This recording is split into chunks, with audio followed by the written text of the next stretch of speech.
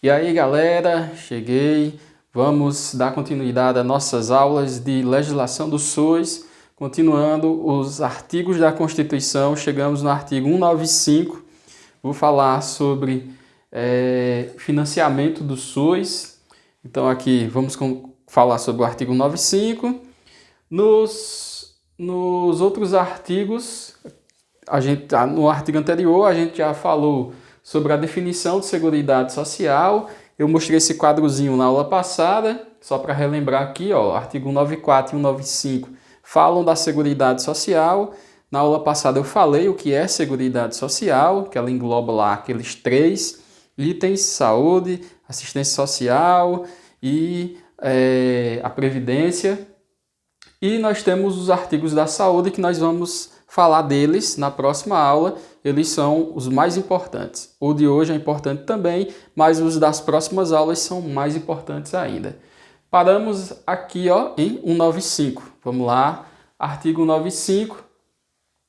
O que é que ele fala? Basicão de tudo é sobre financiamento. Quando a gente fala de financiamento, o que é que vem na mente? Dinheiro. Então, o artigo 95 ele traz algumas normas de como é que esse dinheiro vai ser passado dos entes federativos, do Estado, da União, para a Seguridade Social. Como é que a Seguridade Social vai conseguir seu dinheiro? De onde é que vem o dinheiro da saúde? De onde é que vem o dinheiro da assistência social? Dinheiro da Previdência? Vem de onde? Então é o financiamento. O artigo 95 quem vai dizer. Então vamos ver.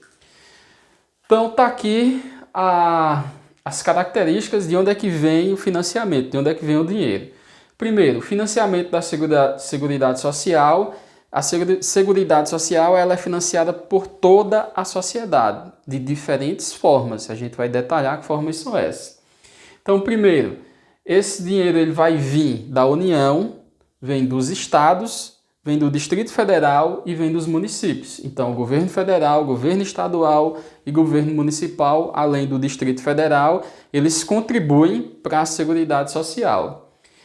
Além dos entes federativos que eu acabei de dizer aqui no meio, União, Estados, Distrito Federal e municípios, nós temos ainda contribuições de diversas áreas da sociedade.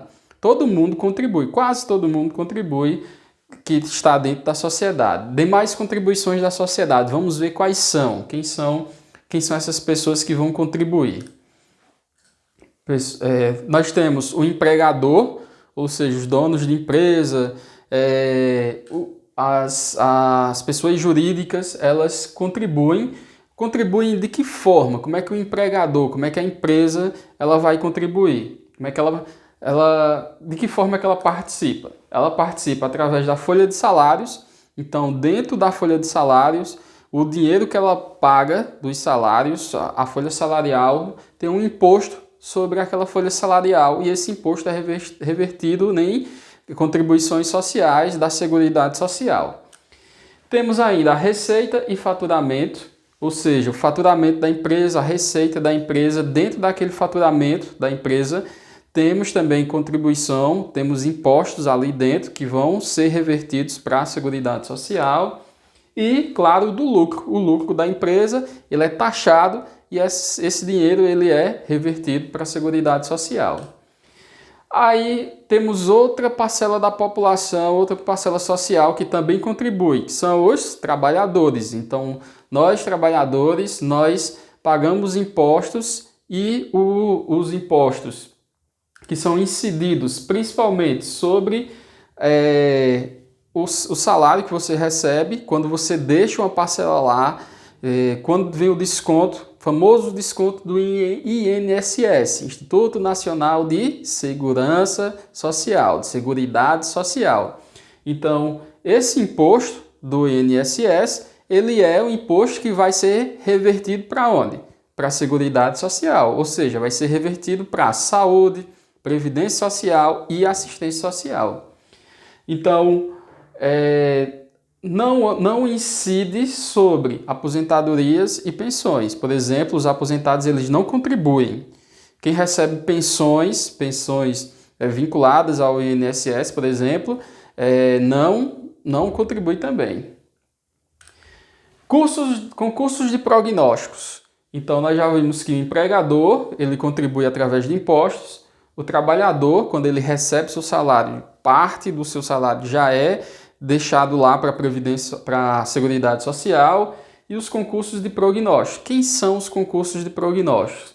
Concursos de prognósticos são sorteios de números, loterias, apostas, ou seja, os famosos jogos de azar. Então, aquelas apostas, aquele dinheiro que é movimentado ali nas apostas, nos sorteios, tem um percentual que é direcionado para a Seguridade Social. Então, a gente tem ali os jogos de azar e as corridas de cavalo, por exemplo, ali, ó, as reuniões hípicas também incidem um imposto nesse tipo de evento para virar contribuição social, taxa para melhorar a saúde, taxa para melhorar os benefícios sociais.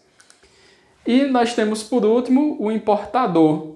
Então, das parcelas da sociedade, nós temos o empregador e o empregado, trabalhador, os concursos prognósticos e o importador. Que importador? O importador que importa bens e serviços. Quando você importa, por exemplo, um eletrônico da China. Esse eletrônico, para ele circular aqui no Brasil, quando ele entra aqui no Brasil, ele é passado pela alfândega. A alfândega, ela pode cobrar um imposto em cima daquele bem que você importou.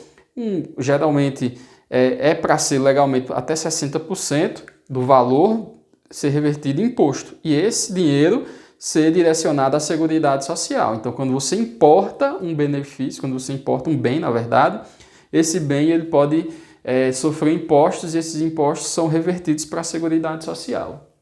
Então, do artigo 195 principal é essa parte aqui. Quem é que financia? Nós já vimos que os entes federativos mais a parcela da população. Nós temos outras considerações em relação ao 195, ainda falando sobre financiamento. Então, tem alguns detalhezinhos que, se a banca quiser, a banca do concurso quiser aprofundar, ela vai aprofundar em cima disso aqui. Então, vamos ver. No parágrafo 1, ele fala que as receitas dos entes federativos, estados, municípios, etc., são destinadas à Seguridade Social, constarão dos respectivos orçamentos, não integrando o orçamento da União. O que é que quer dizer esse primeiro parágrafo? Quer dizer que cada ente federativo ele vai contribuir com um percentual, vai ter a sua contribuição, o que é a parte da União. A União também contribui de uma forma, os municípios contribuem de outra, ou seja, cada um mexe no seu bolsinho e contribui para a Seguridade Social. No segundo parágrafo vai dizer: a proposta de orçamento da Seguridade Social será elaborada de forma integrada pelos órgãos responsáveis pela saúde, previdência social e assistência social, tendo em vista as metas e prioridades estabelecidas na Lei de Diretrizes Orçamentárias, assegurada a cada área a gestão de seus recursos. O que é que quer dizer esse segundo parágrafo? Quer dizer que o orçamento ele vai ser elaborado pelos órgãos que controlam a saúde, órgãos que controlam a assistência social e órgãos que controlam a previdência social. Muito fácil isso. Quem não está acostumado a lei, lê esse parágrafo e tem dificuldade de entender, mas o que ele fala é simples. Ele vai dizer que quem elabora os recursos, quem elabora a quantidade, o orçamento, quem vai elaborar é os próprios órgãos que regulam a saúde, que regulam a assistência, que regulam a previdência. Terceiro, a pessoa jurídica em débito com o sistema de seguridade social, como estabelecido em lei, não poderá contratar com o poder público nem dele receber benefícios ou incentivos fiscais ou créditos creditícios. Então, muito simples também esse de entender. Terceiro parágrafo diz que aquela empresa, pessoa jurídica, que estiver em débito, não tiver repassado o dinheiro, por exemplo, o dinheiro do lucro, o lucro que a empresa tem, ela deveria pagar o imposto. Se ela não está pagando o imposto, essa empresa ela vai ser punida, onde não pode receber benefícios do governo, por exemplo, créditos, ou ela quer pegar um empréstimo, ela não vai poder receber porque ela está em atraso com as suas contribuições sociais. No quarto, A lei poderá instituir outras fontes destinadas a garantir a manutenção ou expansão da Seguridade Social. Muito fácil de entender também. A lei poderá abrir outras fontes. Então, a gente viu aquelas fontes. Quais são as fontes? Os entes federativos e as parcelas da população, trabalhador, empregados, importadores e os concursos prognósticos. Então, a lei, se ela quiser colocar mais algum tipo de contribuinte, ela pode colocar. Quinto parágrafo. Nenhum benefício ou serviço da Seguridade Social poderá ser criado, majorado ou estendido sem a correspondente fonte de custeio.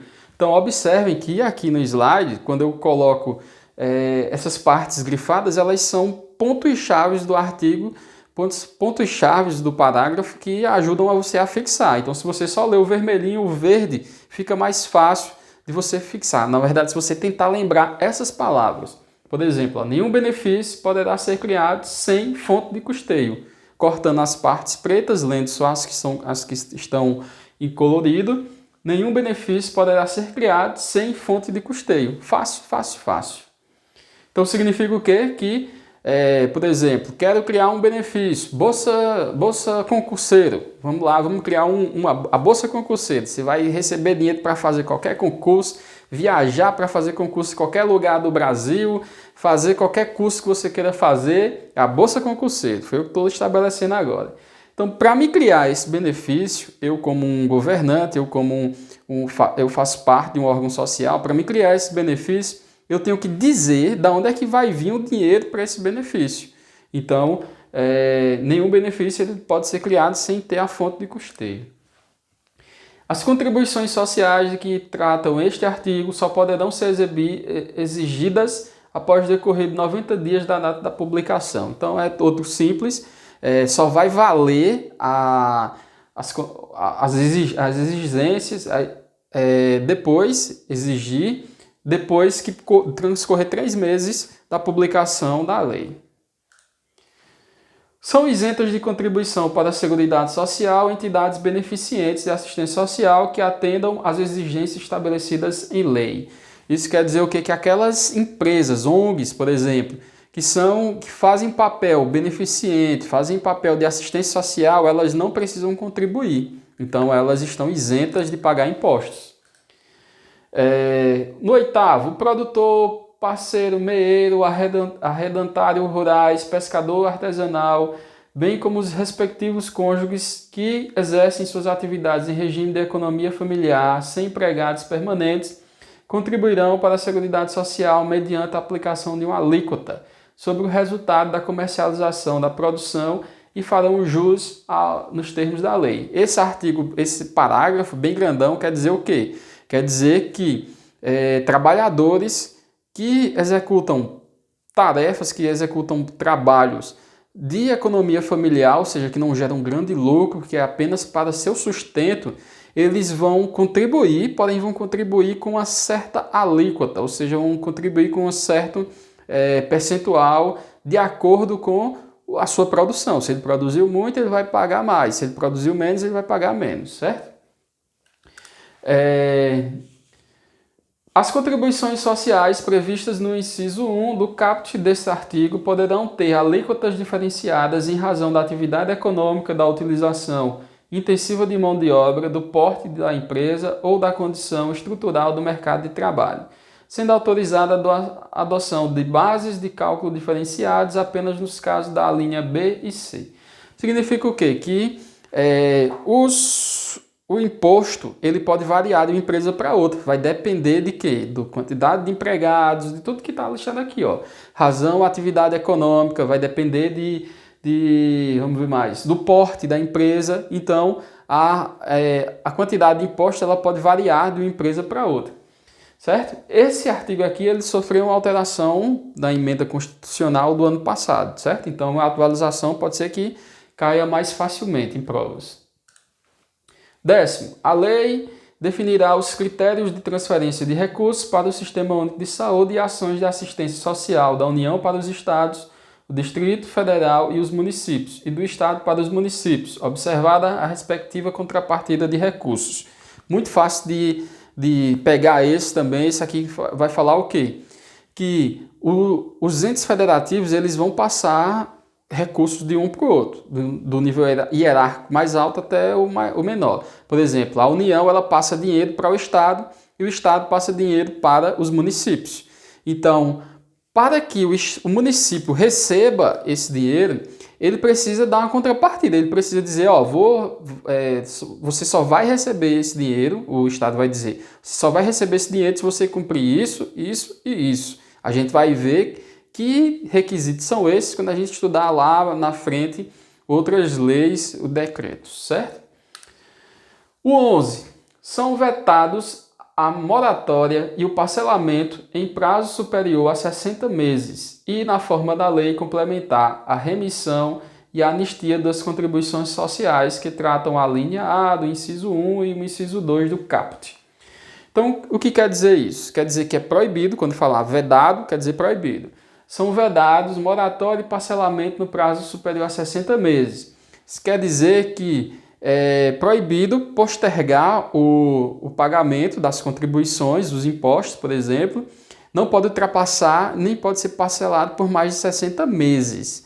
Outra coisa que é proibida é a remissão e a anistia, ou seja, esquecer a dívida. Então, se uma empresa ela tem uma dívida de contribuição, ela passou algum tempo sem contribuir, é proibido que seja esquecida essa dívida, ela vai ter que pagar essa dívida. O 12. A lei definirá os setores da atividade econômica para os quais as contribuições incidentes na forma dos incisos serão não cumulativas. Então ela vai definir quais são os setores que não vão ter impostos acumulados. 14. Pulamos do 12 para o 14 porque o 13 foi revogado por uma emenda constitucional, certo? Não temos mais o 13, ele foi revogado.